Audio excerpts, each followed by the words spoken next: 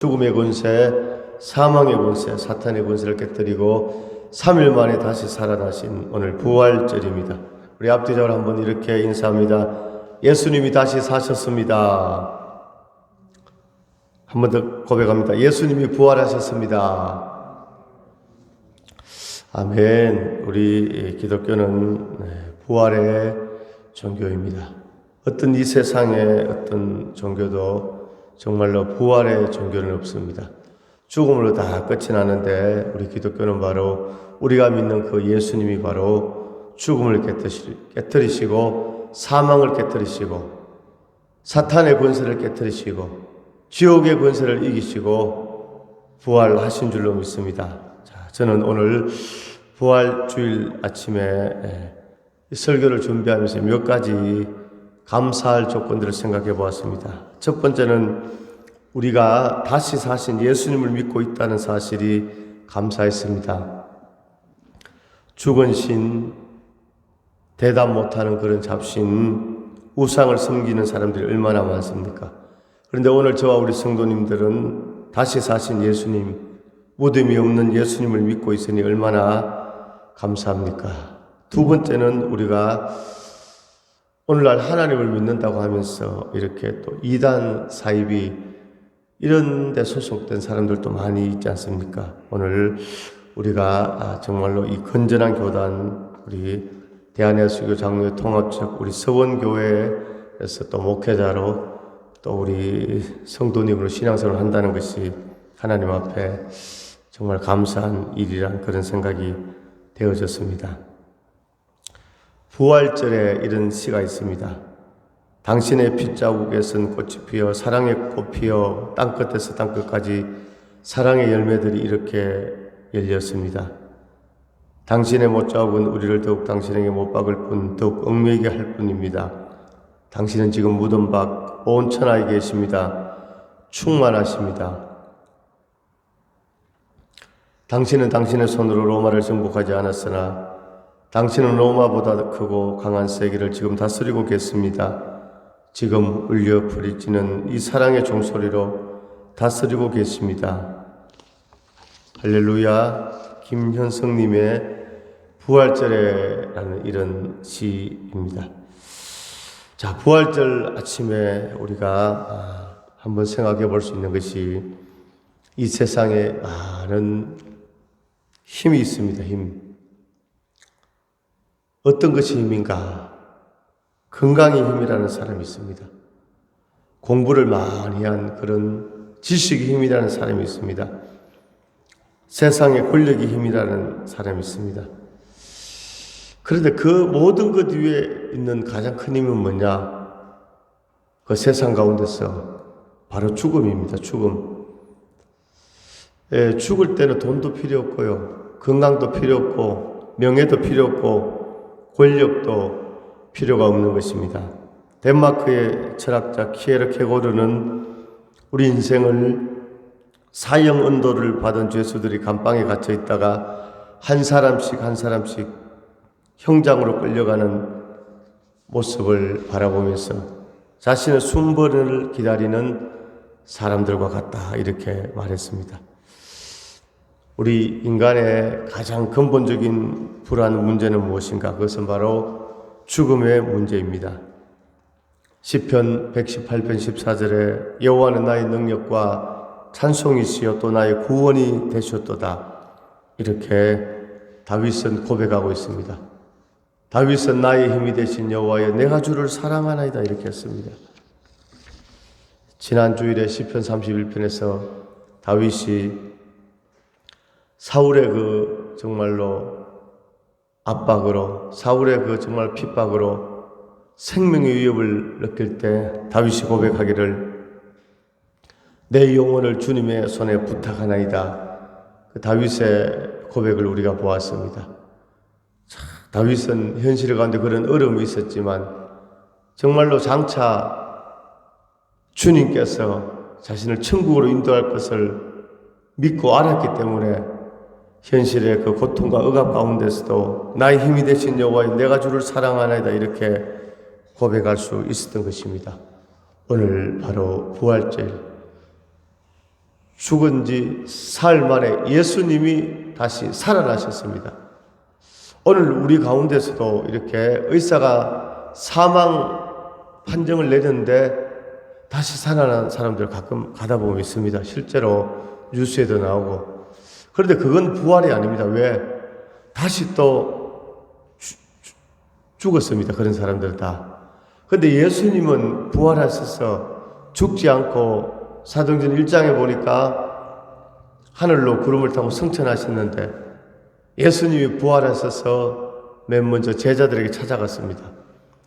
제자들은 3년 6개월 동안 예수님과 함께 했는데 정말로 오병이어 물고기 5마리, 보리떡 5개, 물고기 2마리로 5,000명을 먹이는 기적을 베푸시고 풍랑을 잔잔케 하고 문둥병자를 고치시고, 야, 이런 거 보면서 정말 제자들은 예수님이 힘없이 정말 십자가에 못 박혀서 물과 피를 다 쏟으시고 엘리 엘리 라마 사박다니 하나님 아버지 어찌하여 나를 버리시나이까 이렇게 힘 한번 못 쓰고 처참하게 죽어 가실 것을 제자들은 몰랐습니다. 물론 예수님 말씀하시지만 믿지 않았죠.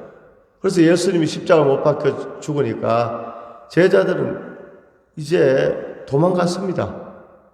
예수님의 제자라는 것이 발각되면 자기들도 죽을까 싶어서 도망가서 자기들 고향에 갈릴리로 가서 방문을 닫고 문을 꼭 잠그고 벌벌벌 떨고 있었습니다. 그런데 부활하신 주님께서 거기 나타나셔서 너희에게 평안이 있을지어다. 숨을 내쉬면서 성령을 받으라. 너희에게 평안이 있을지어다. 주님 말씀하셨습니다.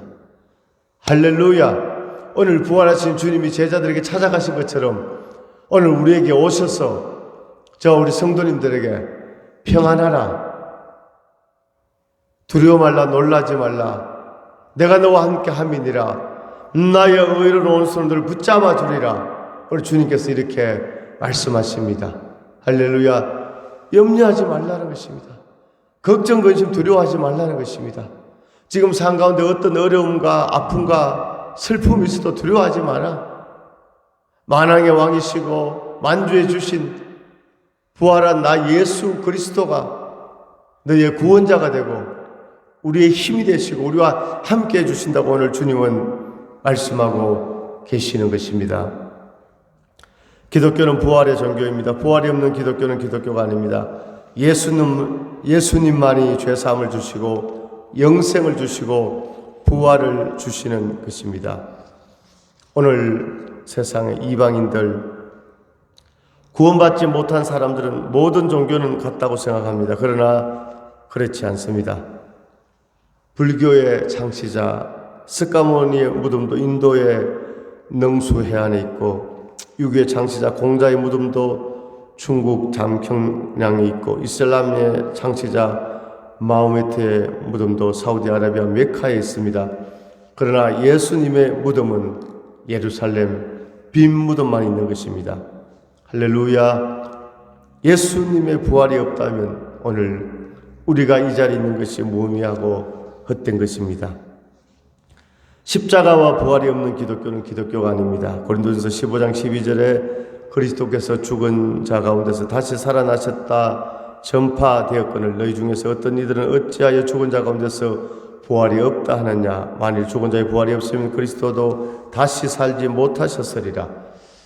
사도 바울 당시에 예수님이 부활 승천하신 지 불과 한 얼마 지나지 않았는데 부활의 주님을 만나보지 못한 사람들은 그 당시에 부활이 없다고 이렇게 말할 때 사도 바울이 성령의 감동으로 예수님이 죽은 자 가운데서 살아나시고 그것이 다 전파되었거늘 너희 중에 어찌 부활이 없다고 그렇게 믿음 없는 말을 하느냐 이렇게 말씀하고 있는 것입니다. 봄에 콩이나 옥수수와 같은 곡식을 땅에 심으면 땅속에서 썩어져 죽지만 다시 살아서 수십 배 수백 개 열매를 맺습니다. 고린도전서 15장 42절에 죽은 자의 부활도 이와 같으니 썩을 것으로 심고 썩지 아니할 것으로 다시 살며 몸된 것으로 욕된 것으로 심고 강한 것으로 다시 살며 육의 몸으로 심고 신령한 몸으로 다시 사니 육의 몸이 있은즉 신령한 몸이 있느니라. 아멘. 할렐루야. 오늘 육의 몸이 있고요, 오늘 우리 영혼이 있고 나중에 예수님 오실 때 우리가 신령한 몸으로 변화되는 것입니다. 요한계시록 1장 17절에 두려워 말라 나는 처음이요 나중이니 곧 산자라 내가 전에 죽었었느라 볼지어다 이제 세세토록 살아있어 사망과 음부의 열쇠를 가졌노라 이렇게 말씀하고 있는 것입니다. 자, 오늘 이제 본문 말씀을 통해서 요한복음을 보게 되면 이제 예수님의 무덤에 맨 먼저 달려간 여인이 바로 마리아였습니다. 오늘 20장 1절에 보면 안식구 첫날 일찍이 아직 어두울 때 막달라 마리아가 무덤에 와서 돌이 무덤에서 옮겨진 것을 보고 참 막달라 마리아. 오늘 예수님의 무덤에 제일 먼저 달려간 여인이 누구라고요? 막달라 마리아. 수제자 베드로도 아니고 요한도 아니고 마태도 아니고 안드레도 아니고 오늘 막달라 마리아는 흉악한 질병에 그 정말 사망의 몸에서 예수님을 만나서 치료받은 여인, 새 사람 된 여인 막달라 마리아였거든요. 그러니까 이 마리아가 예수님의 무덤에 제일 먼저 달려갔습니다. 따라합니다. 예수님의 부활은 한번 고백합니다. 예수님의 부활은 울음을 웃음으로 바꾸어줍니다. 자, 오늘 11절에 보니까 마리아는 무덤 밖에 서서 울고 있더니 울면서 구부려 무덤 안을 들여다보니 오늘 이 마리아가 죽은 예수님 너무너무 슬펐습니다. 자기를 고쳐주시고 자기의 인생 가운데 새로운 산 소망을 주신 그 주님이 십자가에서 허무하게 고통당하시고 죽으셨기 때문에 예수님을 찾아가서 무덤 앞에서 울고 있었습니다. 12절에 흰옷 입은 두 천사가 예수의 시체니었던 곳에 하나는 머리편에 하나는 발편에 앉았더라. 천사들이 이르되 여자여 어찌하여 우느냐 이르되 사람들이 내 주님을 옮겨다가 어디 두었는지 내가 알지 못함이니이다. 이 유대의 무덤은 우리나라처럼 땅에 이렇게 매장하는 것이 아니고 동굴 속에 이제 시신을 안장하거든요. 그러니까 이제 문을 이렇게 싹 열고 이게 동굴에 보니까 예수님의 그 시신이 이제 묻혔던 그곳에 예수님이 안 계신 것입니다. 시신이 없는 것입니다. 그래서 오늘 마리아가 울고 있는 것입니다. 마리아가 여기서 이제 울면서 울었다 이렇게 말씀하고 있는데 이것은 그냥 눈물 조금 흘리는 이런 울음이 아니라 이제 헬라어로 클라이우사인데 이것은 대성통곡했다는 그런 말입니다. 가슴을 치고 땅을 치면서 큰 소리로 울었다는 것입니다. 자기 정말 인생의 생명의 은인인 예수님 그 무덤 앞에 가서 마리아가 아주 가슴을 치면서 이렇게 대성통곡하고 있었습니다. 자, 이렇게 이제 울고 있는데 오늘 천사들이 말합니다. 여자여 어찌하여 우느냐 이래되 그러니까 마리아는 예수님을 누가 다른 사람들이 시신을 가지고 간 줄 알고 내 주님을 옮겨다가 어디 둔지 내가 알지 못함이니이다. 이 말을 하고 뒤를 돌이켜보는데 부활하신 예수님이 오늘 15절에 예수께서 이르시되 여자여 어찌하여 울면 누구를 찾느냐. 오늘 주님이 예수님에게 찾아왔습니다. 할렐루야. 오늘 부활하신 주님이 오늘 예수님을 찾아오셨습니다. 여자여 어찌하여 울면 누구를 찾느냐. 오늘 바로 우리에게 저와 우리 성도님들에게 오늘 인생 가운데 울지 마라. 세상의 것을 잡으려고 하지 말라. 할렐루야. 나 예수가 부활한 예수가 너와 함께 하리라. 오늘 마리아에게 주신 말씀이 바로 우리에게 주신 말씀인 줄로 믿습니다. 오늘 예수님께서 내가 살아났는데 내가 부활했는데 너가 왜 이렇게 울고 있느냐? 내가 너와 함께 하는데 왜 절망하느냐? 오늘 우리가 인생 살아가면서 또 육신의 연약함, 여러 가지 답답한 일들로 절망하고 힘들어할 수 있잖아요. 근데 하나님께서 그렇게 절망하지 마라, 힘들어하지 마라, 부활하신 주님이 오늘 내가 너와 함께하리라, 내가 너와 함께하리라, 이렇게 오늘 주님이 말씀하고 계시는 것입니다. 지난 주일날 주님의 위로란 그런 찬양을 우리가 하나님 앞에 불렀잖아요. 지금은 내가 연약하나 나중은 내가 창대하리라. 할렐루야. 오늘 인생 가운데 오늘 낙심, 절망, 슬퍼하지 마시기 바랍니다. 오늘 주님이 함께 하십니다. 오늘 울고 있는 마리아에게 부활하신 주님이 찾아오셔서 내가 여기 있다, 울지 마라, 사랑하는 아들아, 사랑하는 딸아, 이렇게 말씀하고 계십니다. 두 번째, 오늘 부활하신 주님을 누가 만날 수 있습니까? 오늘 그 주님을 가장 사랑하는, 예수님을 가장 사랑하는 자가 오늘 주님을 만날 수 있습니다. 할렐루야. 오늘 말씀드린 대로 예수님의 제자도 아니고 예수님의 형제들도 아니고 바로 흉악한 질병, 귀신에게 고통받다가 치료받은 그 정말 가난한 힘없는 여인 막달라 마리아였습니다. 이 막달라 마리아가 주님을 가장 사랑했기 때문에 제일 먼저 예수님의 무덤에 달려갔고 그 주님을 만날 수 있었습니다. 잠언 8장 17절에 나를 사랑하는 자들이 나의 사랑을 입으며 나를 간절히 찾는 자가 나를 만날 것이라. 예레미야 29장 13절에 너희가 전심으로 나를 찾고 찾으면 나를 만나리라. 이렇게 말씀하고 있습니다. 요한일서 3장 24절에 우리에게 주신 성령으로 말미암아 그가 우리 안에 거하시는 줄을 우리가 아느니라. 할렐루야. 우리에게 주신 성령으로 말미암아 예수님께서, 부활하신 예수님께서 우리 안에 계십니다. 오늘 주님이 오늘 우리 이 예배 가운데 계시고 우리의 인생 가운데 계시고 우리의 찬양 가운데 우리의 기도 가운데 오늘 하나님의 말씀 가운데 주님이 함께 하시는 줄로 믿습니다. 자, 사슴이 시냇물을 찾듯이 그렇게 우리가 한번 주님을 찾기를 원합니다. 사슴이 시냇물, 그 물을 마시지 못하면 죽게 되거든. 그러니까 생명을 걸고 찾는 것입니다.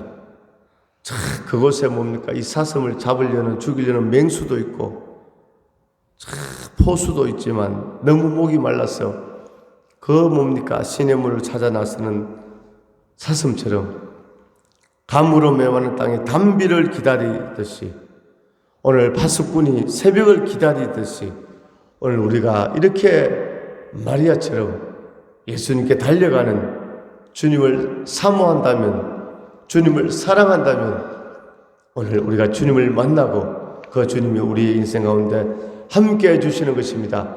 나의 등 뒤에서 나를 도우시는 주, 나의 등 뒤에서 나를 도우시는 주, 나의 인생 길에서 지치고 고나여 매일처럼 주저앉고 싶을 때 나를 잡아주시네. 일어나 걸어라 주가 새 힘을 주리니. 할렐루야. 일어나 너 걸어라 주 너를 도우리. 할렐루야. 세 번째, 오늘 부활하신 주님이 우리에게 주신 사명이 있습니다. 오늘 17절 한번 같이 읽으시면 17절입니다. 예수께서 이르시되 나를 붙들지 말라. 내가 아직 아버지께로 올라가지 아니하였노라. 나는 내 형제에게 들어가서 너는 내 형제들에게 가서 이르되 내가 내 아버지 곧 너희 아버지 내 하나님 곧 너희 하나님께로 올라간다 하라. 아멘. 자, 오늘 마리아에게 주님께서 나를 붙들지 말라고 합니다. 할렐루야. 붙들지 말고 너는 가서 형제들에게 내가 부활했다, 내가 하나님께 간다, 이것을 전하라는 것입니다. 아멘. 오늘 부활절 아침에 하나님께서 우리에게 주시는 사명, 오늘 예수 천당 불신지옥 예수님 믿으면 죄산 받고 천국 가고 하나님 평안 주시고 구원을 주십니다. 예수님 부활하셨습니다. 당신이 믿는 석가모니 부처는 죽었습니다. 끝이에요. 아무리 관셈 나무 탑을 이렇게 해도 구원이 없습니다. 지옥의 형벌밖에 없어요. 나는 아무 신도 안 믿어요. 그냥 무신론자입니다. 그런 사람들에게도, 오늘 절에 가는 사람에게도, 오늘 타 종교인들에게도 우리가 부활하신 그 주님 부활의 복음 할렐루야 전할 수 있는 우리가 될 수 있기를 간절히 소망합니다. 이렇게 일주일 생활하다 보면 우연찮게 이웃을 또 이렇게 사람들을 만날 수 있잖아요. 자연스럽게 그냥 전도하시는 겁니다. 할렐루야. 이적이 있는 사람은 우리 서원교를 다 아니까, 우리 서원교 있죠. 일요일날 이제 그 사람이 올 때 일요일이 우리 주일 일요일날 11시에 예배가 있으니까 우리 교회 가서 예배 한번 드리시면 하나님 마음의 평안도 주시고 은혜도 주시고 축복해 주십니다. 할렐루야. 이런 예수 부활의 복음을 전할 수 있는 우리가 될 수 있기를 간절히 소망합니다. 이제 말씀을 정리합니다. 오늘 예수님께서 십자가에 못 박혀 돌아가신 지 3일 만에 오늘 죽음의 권세, 사망의 권세, 사탄의 권세, 지옥의 권세를 깨뜨리시고 다시 살아나신 부활 주일입니다. 할렐루야. 오늘 예수의 생명이 나의 생명, 예수의 부활이 나의 부활. 오늘 요한복음 20장 말씀을 통해서 오늘 우리는 정말 하나님이 주시는 이 주님의 음성 듣기를 간절히 소망합니다. 오늘 바로 예수의 부활은 우리 인생의 울음을 웃음으로 바꿔주고, 오늘 예수님을 가장 사랑하는 사람만이 그 부활하신 주님을 만날 수 있고, 우리에게 주신 사명은 부활의 주님을 증거하라, 이 사명인 줄로 믿습니다. 정말로 이 세 가지 말씀을 가슴에 품고 한 주간도 인생 가운데 승리하는 그런 큰 축복이 있기를 간절히 소망합니다. 기도하겠습니다. 하나님 아버지 은혜와 사랑을 감사드립니다. 오늘 부활주일에 주님 저희들의 말씀을 주심을 감사합니다. 참으로 이 세상에 많은 80억 인구 가운데 우리를 택하시고 부르셔서 예수를 비롭게 걷게 해주시고 하나님 자녀 삼아주심을 감사드립니다. 이제 인생의 울음이 변해 웃음 되게 하시고 날마다 주님과 동행하는 주님을 뜨겁게 사랑하는 복된 삶이 되게 해주시고 이 부활의 천국 복음 예수 그리스도의 구원을 전파하는 저희들 되게 하여 주옵소서.